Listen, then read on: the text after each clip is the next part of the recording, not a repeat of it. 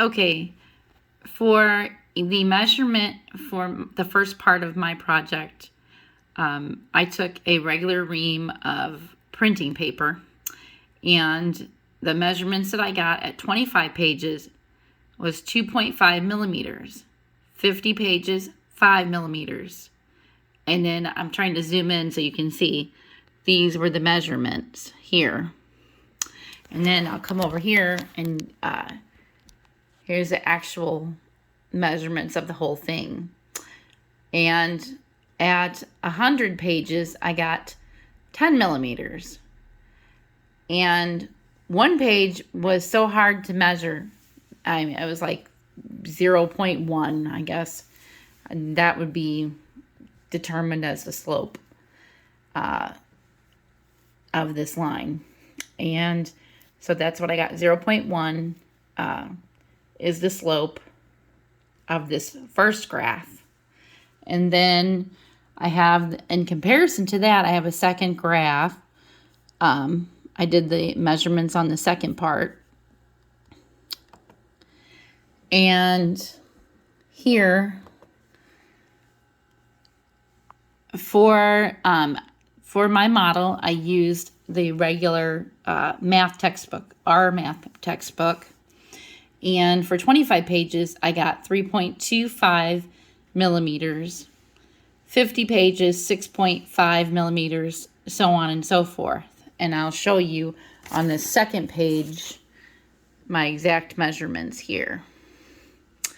And the slope of this line was 0.13, y equals 0.13x was the equation of this line. So I guess for every page of the textbook, it was like 0.13 in measurement, is the way I interpret that.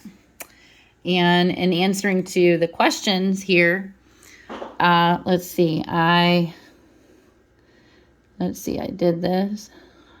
I did the 100 pages, and I told you what the measurement was. So I used use your model to estimate the thickness of a single page of the book, and then let x equal 1. And then F, use your model to estimate the thickness of a single page of your book by interpreting the slope. Well, I interpreted the slope as I showed you. And yes, I definitely think I was pretty confident the more I increased the page numbers, because it's so hard to measure. I started off in centimeters, and that was like ridiculous. I used the model, that was basically on here, and it was next to just impossible to do. It just, it was so much, like it just measured to be, so much. But anyways, that is, my conclusion is, yes, I'm pretty confident. As you can see, let me go back to my graphs, I should say. Here's the first one, and you got a pretty good linear equation here, that regression equation. The line there is pretty uniform. And then on the second part, the same. I feel pretty confident about that. Y equals 0.13x, and this is the actual math textbook. Okay, this was a little bit outside of my box. So I'm glad this is done.